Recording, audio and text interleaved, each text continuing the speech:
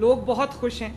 مجھے جتنی بھی عوام آج ملاقات ہوئی ہے وہ بہت خوش تھے. عوام کی خوشی سے بہتر میرا نہیں خیال کہ میرے لیے کوئی فیلنگ ہو سکتی ہے. ابھی مجھے دیکھ کے خوشی ہوئی. پبلک ٹوائلٹس ہیں, ان میں اسپیشل افراد کے لیے اسپیشل پبلک ٹوائلٹس بھی تھے. مہنگائی ایک دفعہ جب ہو جاتی ہے واپس جو لانا بہت مشکل کام ہے, کوئی آسان کام نہیں ہے. نہیں سنا کہ 25-30 روپے پہ روٹی ہو اور وہ 12, 13, 14 روپے پہ آ جائے. وجہ یہ ہے کہ میرے والد جب وزیر اعظم تھے تو میرے دادا مرحوم ان کو یہ کہا کرتے تھے کہ روٹی کی قیمت آپ نے بڑھنے نہیں دینی, اور آج میرے والد روز مجھے ہدایت کرتے ہیں کہ آپ نے آٹے کی قیمت جو ہے, روٹی کی قیمت جو ہے وہ بڑھنے نہیں دینی. نواز شریف صاحب کو چند مشکل فیصلے کرنے پڑے ہیں, لیکن اس کی ایک وجہ ہے. سال میں جو اکانومی کا بیڑا غرق ہوا ہے جو آپ کے ملک کی معیشت کے ساتھ ہوا ہے, حالانکہ ان کو ایک ترقی کرتا ہوا پاکستان ملا تھا, کچھ مشکل فیصلے ان کو کرنے پڑے ہیں جو ہمارے دل پہ زیادہ گراں گزرتے ہیں, کیونکہ عوام پہ جب کوئی ٹیکس لگتا ہے ہمیں اس کی زیادہ تکلیف ہوتی ہے. جب ملک سٹیبلائز ہونے لگتا ہے, ترقیاتی کام ہونے لگتے ہیں, مہنگائی کم ہونے لگتی ہے, تو کسی نہ کسی کو اس کی تکلیف شروع ہو جاتی ہے. یعنی کون سی ایسی نظر ہے جو اس ملک کو لگ جاتی ہے, چند افراد کا ایک ٹولہ بیٹھ کر کوئی ایسے فیصلے کر دیتا ہے جس سے ترقی کا جو ریورس ہو جاتا ہے. کہ یہ جو ابھی سپریم کورٹ کا ڈیسیجن آیا ہے, ڈی اسٹیبلائزیشن کی کوشش نہیں ہے تو اور کیا ہے, مجھے اس کا دوسرا نام تو سمجھ نہیں آتا. آئی ایم ایف کو تو نواز شریف نے سکسیسفلی ختم کر کے اس کو خدا حافظ کہہ دیا تھا. واپس آئی ایم ایف کو لانے والا کون ہے؟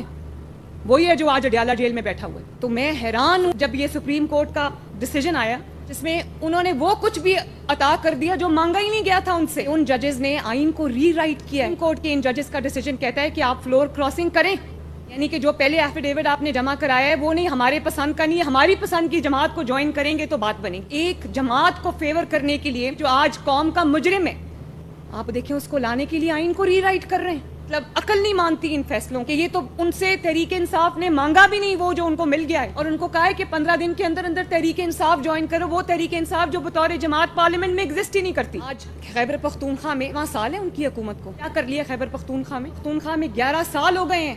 ابھی میں گئی ہوئی تھی خیبر پختونخوا, یہ جو 2 چھٹیاں تھیں, حیران رہ گئی. جہاں پنجاب ختم ہوتا ہے اور خیبر پختونخوا شروع ہوتا ہے وہاں پر ترقی ختم ہوتی ہے اور تنزلی شروع ہوتی ہے. تکلیف ہوتی ہے دیکھ کے. خیبر پختونخوا ملک ہے, اس کے عوام بھی پاکستان کے عوام ہے, ترقی ان کا بھی حق ہے. طور سیاسی جماعت اپنے فرائض سے جرمانہ غفلت, اور اگر ایک حکومت آ گئی ہے ملک کو بحران سے نکال رہی ہے, تو میں سپریم کورٹ کے ججز سے یہ عرض کرنا چاہتی ہوں کہ چلنے دو اس ملک کو. جس شخص کو آپ واپس لانا چاہتے ہو وہ شخص اس قوم کا مجرم ہے.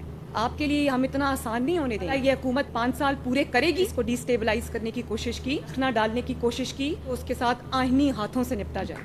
2017 میں بھی یہ فیصلے ہوئے تھے. پاناما فیصلے کی وجہ سے ملک ڈی اسٹیبلائز ہو گیا اور آج تک سنبھلنے میں نہیں آتے ہیں کہ ہم اپنے ضمیر کے مطابق فیصلے کرتے ہیں. آپ کا ضمیر بکا ہوا ہے تو ہم کیا کر سکتے ہیں؟ ضمیر کے مطابق فیصلے نہیں ہوتے, یہاں آئین اور قانون کے مطابق فیصلے ہوتے ہیں. ایک جماعت جس کا کام فتنہ پھیلانا ہے, گالی گلوچ کرنا ہے, پتہ نہیں وہ کدھر سے لانچ ہوئے میں.